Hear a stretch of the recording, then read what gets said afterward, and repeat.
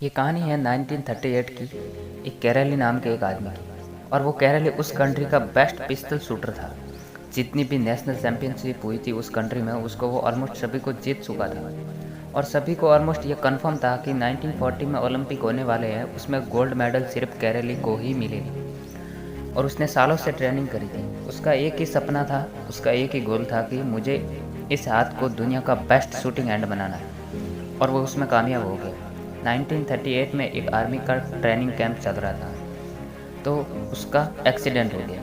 उसके उसी हाथ में जिसमें उसे गोल्ड मेडल जीतना था, उसमें एक हैंड ग्रेनेड फट गया और वो हाथ चला गया। जो उसका सपना था, जो उसका फोकस था, जो उसका ड्रीम, जो उसका गोल, सब खत्म हो गया। तब उसके पास दो रास्ते थे। एक तो ये कि बाकी की पूरी ज़िंदगी रोता रहे और कहीं जाकर के छुप जाए, या अपना जो गोल था, जिस पे उसने फोकस किया हुआ था, उसको पकड़ करके रखे। तो उसने फोकस किया उस पर नहीं जो चला गया था, जो उसके पास नहीं था। उसने फोकस किया उस पर जो उसके पास था। और उसके पास क्या था?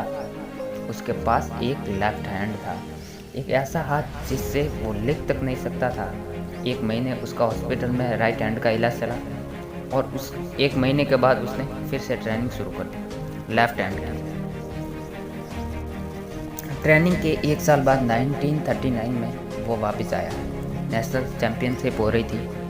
वहीं पर बाकी के बेस्ट पिस्टल शूटर भी आए हुए थे। उन्होंने जाकर के उनको कांग्रेट किया, कहा कि यार ये होता है जज्बा। इतना सब कुछ होने के बाद भी आप यहाँ पर आए हो हमें देखने और हमारा हौसला बढ़ाने के लिए। किसी को नहीं पता था कि वो 1 साल से ट्रेनिंग कर रहा था अपने लेफ्ट हैंड से। और उसने जवाब दिया, मैं यहाँ पर तुम्हारा हौसला बढ़ाने नहीं आया, तुम्हारे साथ कॉम्पीट करने आया हूँ, तुमसे लड़ने आया हूँ, तैयार हो जाओ।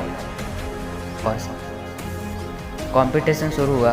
बाकी सब लोग जो वहाँ पर थे, जो कॉम्पीट कर रहे थे, वो अपने बेस्ट हैंड से कर रहे थे। और कैरेली कॉम्पीट कर रहा था अपने ओनली हैंड से, the man with only hand. Karoly जीत गया। लेकिन वो वहाँ कहाँ रुकने वाला था? उसका गोल था कि मुझे इस हाथ को कंट्री का नहीं, पूरी दुनिया का बेस्ट शूटिंग हैंड बनाना। और उसने अपना सारा फोकस डाला 1940 पे, जब ओलंपिक होने वाले थे। लेकिन 1940 में जो ओलंपिक होने वाले थे वो कैंसिल हो गए वर्ल्ड वॉर की वजह से। उसने अपना सारा फोकस कहाँ डाल दिया? 1944 में जो ओलंपिक होने वाले थे उसके ऊपर। और 1944 में भी जो ओलंपिक होने वाले थे वो भी कैंसिल हो गए वर्ल्ड वॉर की वजह से। उसने अपना सारा फोकस उठा करके डाल दिया 1948 के ओलंपिक पर।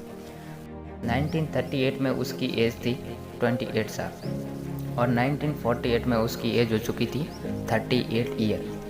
और जो यंगर प्लेयर जो थे, जो आते थे निकल करके, उससे कॉम्पीट करना मुश्किल होता चला जा रहा था। लेकिन मुश्किल नाम का वर्ड उसकी डिक्शनरी में था ही नहीं। वो गया वहाँ पर, वर्ल्ड के बेस्ट शूटर आए हुए थे और वो कॉम्पीट कर रहे थे अपने बेस्ट शूटिंग हैंड से।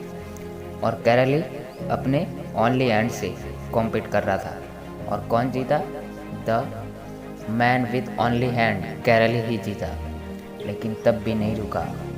1952 में ओलंपिक दोबारा कॉम्पीट किया उसने, और उस बार गोल्ड मेडल कौन जीता? कैरेली ही जीता। 4 साल बाद दोबारा से जीत गया और पूरी की पूरी हिस्ट्री को बदल करके रख दी ओलंपिक में।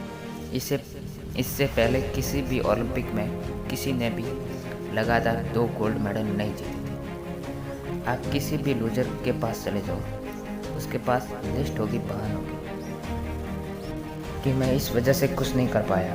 और दूसरी तरफ विनर के पास चले जाओ, उसके पास 1000 वजह होगी वो ना करने की जो वो करना चाहता है। सिर्फ एक वजह होगी करने की जो वो करना चाहता है, और वो कर लेगा।